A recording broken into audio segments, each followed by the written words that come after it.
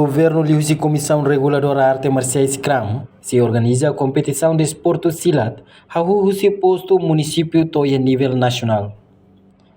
Presidente CRAM Octávio da Conceição, quarta-feira, Loren Ronolo Resinhida, Fulano Agosto Tinangne e edifício CRAM Bidau Licidere dele. Octávio informa, governo se foti decisão liga ao grupo Artes Marciais Hirak, neve provisoriamente se suspende ela, mas sama bela reativa sira na atividade, não sira bela halo preparação, ba competição refere, possibilidade e a fulan outubro nei, bela reativa ona.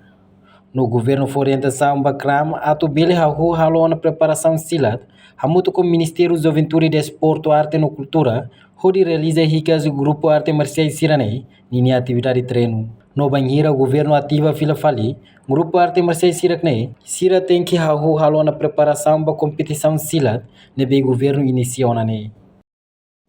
Fulano outubro, no governo constitucional, o Conselho Ministro se halo decisão, atuharé fila fali, continua suspende ou bela reativa fila fali atividade artes marciais, tamanema que for na ordem ba Comissão Reguladora Artes Marciais, atuharu ona preparação Sira, amuto com Ministro da Juventude e Desporto, Arte e Cultura, Ministro do Interior, a Sira Rotuna Bema que competência para assuntos a serviço Sira liga ao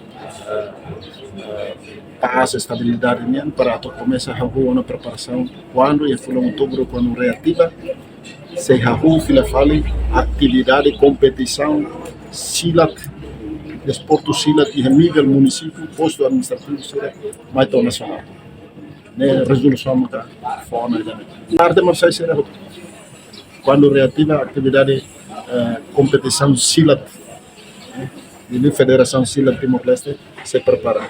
CRAM se coopera muito com a Federação Silat Timor-Leste para tu discutir quando o ensama que tu implementa competição Silat a nível posto administrativo mais nacional. Reportagem no Vai Magno, Televisão Timor Post.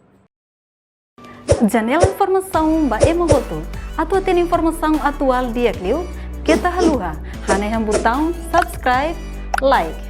Halo comentário no fahe tutang ba media sosial hotu.